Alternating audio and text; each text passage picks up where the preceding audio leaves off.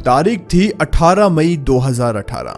एक पुलिस वाला जो कि नवी मुंबई में काम करता था, वो अपने किसी काम के सिलसिले में मुंबई से पुणे जाता है। पुणे जाकर वो अपने काम को पूरा करता है और फिर वापस मुंबई आने के लिए वो रेलवे स्टेशन पर पहुंच जाता है। और रेलवे स्टेशन पर वो ट्रेन की वेट कर रहा था, लेकिन तभी वो कुछ सामान लेने के लिए वहां एक दुकान पर जाता है। जब वो दुकान पर जा रहा था तो वहां दीवार पर कुछ एडवर्टीजमेंट, कुछ पोस्टर लगे हुए थे। उसका ध्यान एक पोस्टर पर पड़ता है। उसे वो पोस्टर थोड़ा सा अजीब लगता है। वो क्या करता है, अपने फोन को निकालता है और उस पैम्पलेट की फोटो क्लिक कर लेता है। उसके बाद में ट्रेन आती है, वो ट्रेन में बैठता है और वापस मुंबई आ जाता है। मुंबई आते ही वो सबसे पहले अपने ऑफिस में जाता है। पुलिस स्टेशन में आकर वो कंप्यूटर को चलाता है और वहां पर एक फाइल को ढूंढने की कोशिश करता है।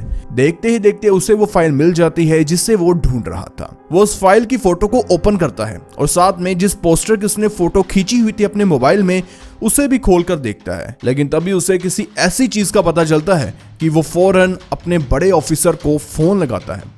आखिर क्या था उस पोस्टर में और उस पुलिस वाले को क्या पता चला, यह सब जानने के लिए हमें थोड़ा सा पीछे जाना पड़ेगा। It was the morning of 28 अप्रैल 2018। सुबह सुबह का समय और मुंबई का एक बहुत खूबसूरत इलाका। वहां पर कई लोग घूमने के लिए आते थे। ऐसे ही कपल वहां पर घूम रहा था। वो वहां पर घूमते घूमते सोचते हैं कि साथ ही में यहाँ पर एक डैम है, वहां पर जाकर फोटोज क्लिक करते हैं। वो डैम के पास चले जाते हैं, लेकिन जैसे ही वो डैम के पास पहुंचते हैं, उन्हें वहां पर जमीन पर पड़ी एक इंसान की लाश दिखाई देती है। ये देखते ही वो आसपास 2-4 लोगों को और बुला लेते हैं और फिर बाद में वो पुलिस को फोन करते हैं। जब पुलिस को इस बात का पता चलता है तो पुलिस फटाफट क्राइम सीन पर पहुंच जाती है। जैसे ही पुलिस वहां पर पहुंचती है, वो देखती है कि ये लाश एक आदमी की है और उसका चेहरा पहचान में आ नहीं रहा। इसकी वजह क्या थी, अभी आपको बताते हैं। बॉडी मिलते ही पुलिस आसपास की चीजों को ध्यान से देखना शुरू करती है कि उनसे कोई एविडेंस छूट ना जाए। पुलिस विक्टिम के कपड़ों को चेक करती है, उसमें उसके पास पर्स है या नहीं ये चेक करती है ताकि उसके पास से आईडी वगैरह मिल जाए। अब यहाँ पर पुलिस को ये भी पता चलता है कि इस आदमी की मौत सर पर बार बार गोली मारने से हुई है, जिससे इसके चेहरे से इसे पहचान पाना थोड़ा सा मुश्किल तो है। इसी बीच वहां खड़े पुलिस वाले की नजर जमीन पर पड़ती है। वो देखता है कि जमीन पर 2 एम्प्टी बुलेट शेल्स पड़े हुए हैं। यहाँ पर वो उन्हें उठाता है और उन्हें अच्छे से देखता है तो पुलिस वाला फौरन ही पहचान जाता है कि ये बुलेट शेल्स फेक हैं, ये नकली गोलियां हैं। लेकिन अब बड़ी बात तो ये थी कि नकली गोलियों से एक असली आदमी कैसे मर सकता है। बाद में पुलिस उन शेल्स को उठाती है और बॉडी को पोस्टमार्टम के लिए भेज देती है, क्योंकि ये बॉडी अपने साथ कई सवाल लेकर आई थी। सबसे पहली बात कि ये आदमी है कौन। दूसरी सबसे बड़ी बात कि बुलेट शेल नकली थी तो इस आदमी की मौत कैसे हो गई नकली गोलियों से, और ये मरा तो मरा कैसे। और तीसरी सबसे बड़ी बात, ये सब कुछ किसने किया, आखिर किलर है कौन। यहाँ पर बॉडी तो चली गई थी पोस्टमार्टम के लिए और पुलिस आसपास में जितनी भी शॉप्स थी, दुकानें थी और जितने भी लोग वहां पर अक्सर आया जाया करते थे और रहते थे, पुलिस ने जो मरने वाला था उसका पूरा हुलिया बताया कि ऐसा व्यक्ति आपने देखा। लेकिन पुलिस को यहां से केस आगे बढ़ता हुआ नजर नहीं आ रहा था। दूसरी तरफ पोस्टमार्टम रिपोर्ट आ जाती है, जिससे पता चलता है कि इस आदमी की मौत हुई है सर पर गोली मारने की वजह से, और जो असली गोली है इसके सर के अंदर से भी मिली। लेकिन हैरानी की बात पुलिस को ये थी कि अगर किसी ने इसको मार दिया, उसके बाद में वो आदमी भला इसकी लाश के पास नकली गोलियां, नकली मतलब बुलेट शेल्स को क्यों रख कर जाएगा। क्योंकि देखिए उसे ये तो पता था कि अगर पुलिस पोस्टमार्टम करेगी तो उससे क्या होगा, ये तो बात पुलिस को पता चल ही जाएगी कि इस आदमी की मौत कैसे हुई है, और नकली गोलियां वहां पर रखने का कोई मतलब नहीं था। फिर कोई ऐसा क्यों कर गया, अब ये बात पुलिस को सता रही थी। अब यहाँ पर पुलिस आसपास के जितने भी पुलिस स्टेशन थे उनसे वो लिस्ट को मंगवाती है कि कितने मिसिंग पर्सन्स की रिपोर्ट आपके पास आई है। तो पुलिस उस लिस्ट को चेक करती है। वहां पर वो शॉर्टलिस्ट करती है उन लोगों को जिनका हुलिया, जिनकी एज और जिनकी हाइट वगैरह जो बॉडी मिली थी उससे मैच कर रही थी। पुलिस जाती है उन सभी के घर पर। घर जाकर वो पूछती है कि आपका जो व्यक्ति मिसिंग था क्या वो वापस आया। कई लोग कह रहे थे कि हमें पता है कि वो कहाँ गया, अपने दोस्त के साथ चला गया, किसी के साथ भाग गया। कई कह रहे थे हमारा जो बच्चा था, लड़का था जो भी, वो तो वापस आ गया। लेकिन कई फैमिलीज ऐसी भी थी जो ये कह रही थी कि हमें कुछ नहीं पता कि वो लड़का हमारा कहाँ चला गया। लेकिन उन सभी के घर जाने के बावजूद भी पुलिस के याद कुछ नहीं आता कि आगे क्या करना है, ये आदमी कौन है और इसे किसने मारा। इन सभी सवालों का जवाब पुलिस के पास है ही नहीं था। यहाँ पर पुलिस क्या करती है कि वो फोटो वगैरह खींचती है, सारी चीजों को डॉक्यूमेंट कर लेती है, जैसे कि ये आदमी मरा कैसे, cause of death, height, weight, complexion and more detail that will help police in further investigation. लेकिन यहाँ पर क्या था, जो मरने वाला व्यक्ति था वो काफी वेल ऑफ लग रहा था, उसने अच्छे कपड़े पहने थे, उसका हुलिया दिखने में वो ठीक ठाक था।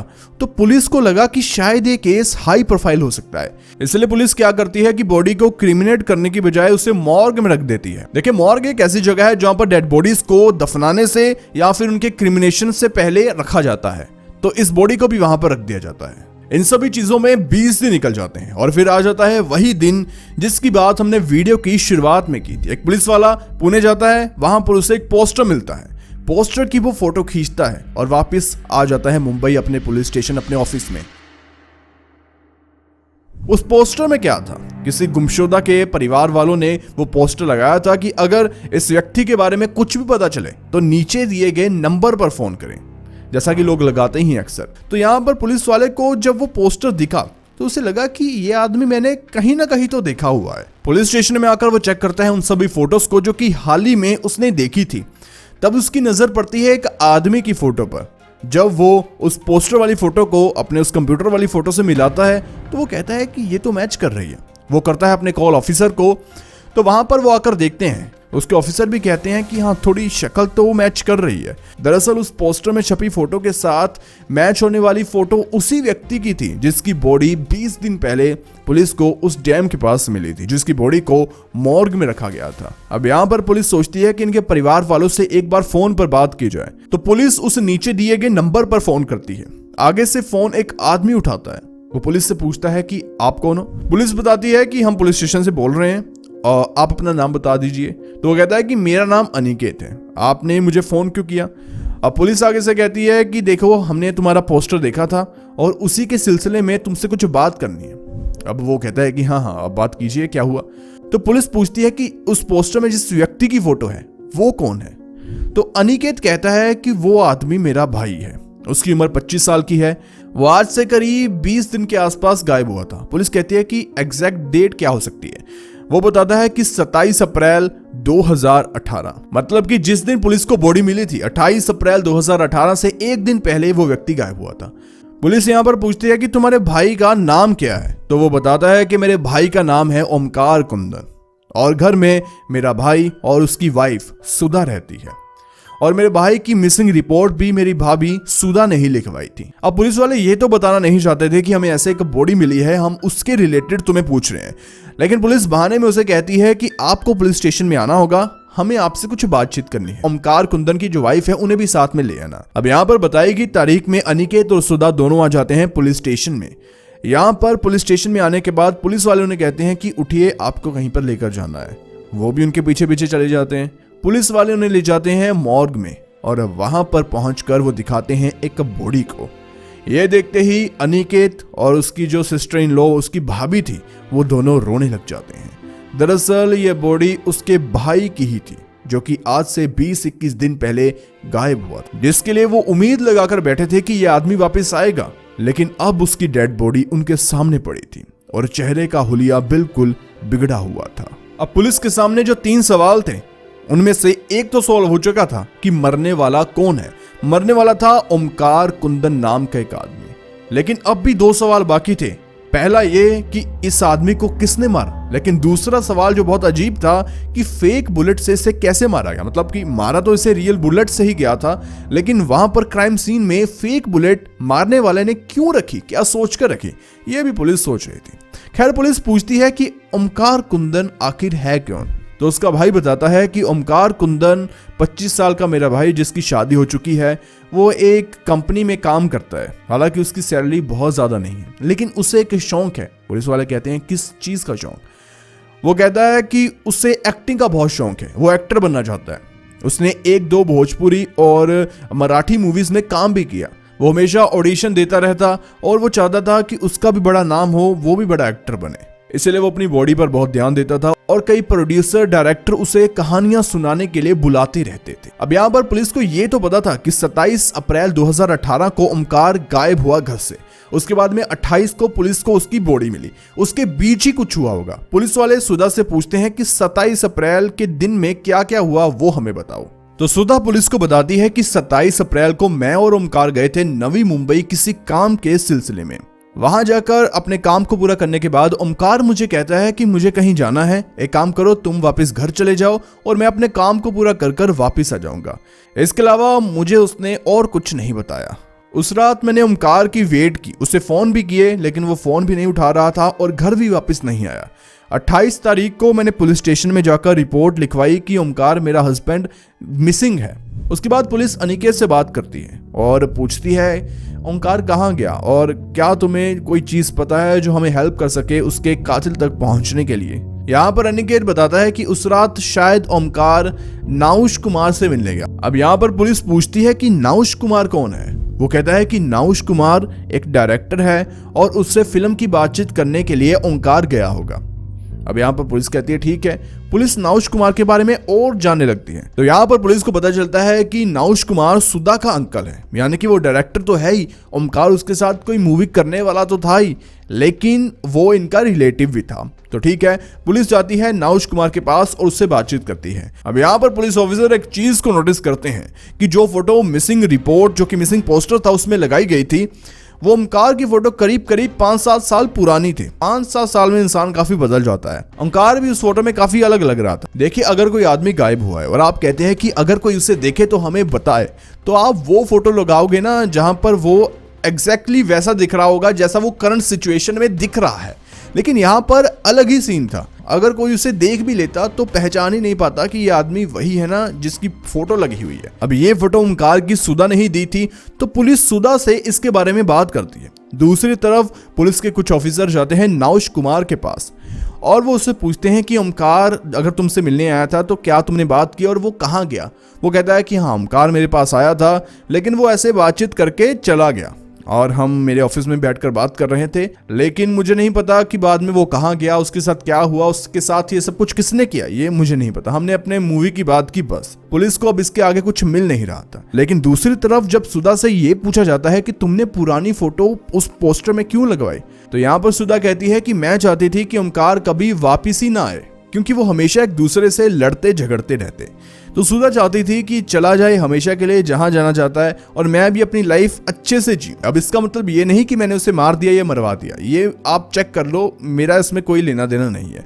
पुलिस चेक करती है कि उस समय सुधा की मोबाइल डिटेल क्या थी और कोई एविडेंस जो कि उसके खिलाफ जाए, लेकिन पुलिस को ऐसा कुछ नहीं मिलता। उसकी डिटेल्स बिल्कुल वैसे ही थी जैसा उसने बताया। वो रेलवे स्टेशन पर स्प्लिट होते हैं और सुधा नवी मुंबई से पुणे आ जाती है और ओमकार कहीं और चला जाता है। अब पुलिस को सुधा पर शक तो था लेकिन उनके पास कोई सबूत नहीं था। लेकिन दूसरी तरफ पुलिस नाउश कुमार की डिटेल्स को भी चेक करती है। लेकिन यहाँ पर एक पुलिस को स्ट्रेंज चीज मिलती है। वो ये थी कि जो नाउश कुमार था सुधा का अंकल और सुधा की दोनों की फोन पर अक्सर कई घंटे 2-3 घंटे लगातार बातें होती थी।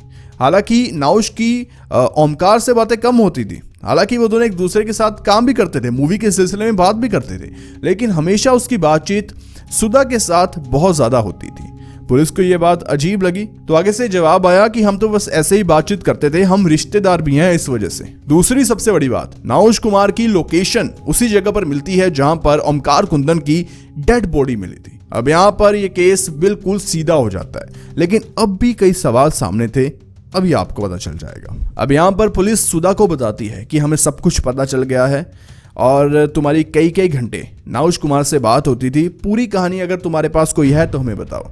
वो कहती है कि जब हमारी शादी ओमकार के साथ हुई थी, पहले तो हमारी शादी अच्छी चल रही थी, लेकिन बाद में हमारे बीच में झगड़े होना शुरू हो गए। ओमकार एक एक्टर था, एक्टिंग करना चाहता था और वो मुझे भी कहता था कि तुम भी मॉडलिंग में ट्राई करो। और मॉडलिंग का ये जो पोर्टफोलियो शूट ये सब कुछ वगैरह होता है ये नाउश कुमार करता था और वो हमारा रिलेटिव भी था। अब इसी काम के सिलसिले में जब मैंने नाउश से बातचीत शुरू की, बातों ही बातों में हम एक दूसरे के बहुत करीब आ गए और इन दोनों का अफेयर शुरू हो जाता है। लेकिन इन सब के बारे में ओमकार को नहीं पता था और ऐसा भी नहीं है कि मैंने इन सभी चीजों की वजह से ओमकार को मार दिया। यहाँ पर पुलिस नाउश कुमार से बात करती है और कहती है कि सुधा ने हमें सब कुछ बता दिया, अब तुम बताओ कि क्या हुआ था उस दिन। तो नाउश पूरी कहानी पुलिस को बताता है। पुलिस को बताता है कि कैसे उसका अफेयर सुधा के साथ शुरू हुआ और ये बात ओमकार को नहीं पता थी। लेकिन जब वो 27 अप्रैल उसके पास आया तो उसने बता दिया कि मुझे सब कुछ पता है कि सुधा के साथ तुम्हारा क्या रिलेशनशिप है, तुम मेरे से और सुधा से दूर रहो। वो थोड़ा सा ओमकार को ठंडा करता है और उसे कहता है कि कोई बात नहीं, हम इसके बारे में बात करते हैं। वो चारों गाड़ी में बैठ जाते हैं। चारों कौन कौन आपको बताते हैं, ओमकार, नाउश कुमार, उसके 2 बॉडीगार्ड। यहाँ पर जब वो डैम के पास पहुंचते हैं तो नाउश कुमार अपने बॉडीगार्ड को गाड़ी रोकने के लिए कहता है। उसके बाद में वो बाहर जाते हैं। ओमकार को कुछ समझ नहीं आ रहा था, लेकिन तभी ओमकार की पीठ पर 2 गोलियां कोई मारता है। ओमकार घूमता है तो वो गोलियां नीचे गिर जाती हैं। उसके बाद में ओमकार देखता है कि उसे गोली तो लगी, लेकिन वो मरा क्यों नहीं। उसके बाद में फिर से नाउश कुमार सामने से 2 गोलियां फायर करता है। ओमकार की छाती चेस्ट पर आकर लगती है, लेकिन इससे भी वो मरता नहीं है। ओमकार कहता है कि ये क्या हो रहा है, गोली वो मार रहा है लेकिन खून क्यों नहीं आ रहा। अब यहाँ पर नाउश कुमार भी समझ आता है कि खेल में एक गड़बड़ होगी। वो क्या होगी आपको बताते हैं। वो क्या करता है कि बॉडीगार्ड की गन पकड़ता है और उसके बाद में ओमकार के सर पर गोलियां मारता है, जिससे ओमकार वहीं पर मर जाता है। लेकिन पहले जब वो गोलियां मार रहा था तो ओमकार क्यों नहीं मर रहा था। देखिए, नाउश एक डायरेक्टर था, मूवी से उसका लेना देना था। तो यहाँ पर क्या हुआ कि नाउश गलती से नकली बंदूक ले आया, तो उसने मौका पाकर ओमकार के ऊपर गोली तो चलाई, लेकिन वो नकली बंदूक थी तो गोलियां भी नकली थी। तो वो सोचता है कि ओमकार मर क्यों नहीं रहा। ओमकार खुद सोचता है कि गोली से खून बाहर क्यों नहीं आ रहा। जब तक ओमकार समझ पाता, नाउश समझ आता है कि ये तो नकली बंदूक है, तो वो असली बंदूक पकड़ता है और ओमकार के सर पर मार देता है। उसने 4 नकली गोलियां फायर की थी और 2 को उठा लेता है, 2 वहीं पर पड़ी रहती है। यहाँ पर नाउश ने ऐसा क्यों किया? दरअसल ओमकार ने कहा था कि मुझे तुम्हारे और सुधा के बीच जो कुछ चल रहा है उसके बारे में सब कुछ पता चल गया है और मैं ये सारी चीजें अपनी आंटी यानी कि नाउश की वाइफ को बता दूंगा। अब नाउश को यह था कि उसका घर भी बर्बाद हो जाएगा, इसीलिए उसने ये सब कुछ कर दिया और उसने ओमकार को मार दिया। लेकिन इसी बीच में एक जिंदगी खत्म हो जाती है जिसका इन सभी चीजों से कोई लेना देना भी नहीं था। एक ऐसा ही केस हमने कवर किया है जहां पर एक ग्राउंड में लाश के टुकड़े लोगों को रोज रोज मिलने लग जाते हैं। आखिर क्या थी इसके पीछे की पूरी कहानी, ये केस जरूर देखिए।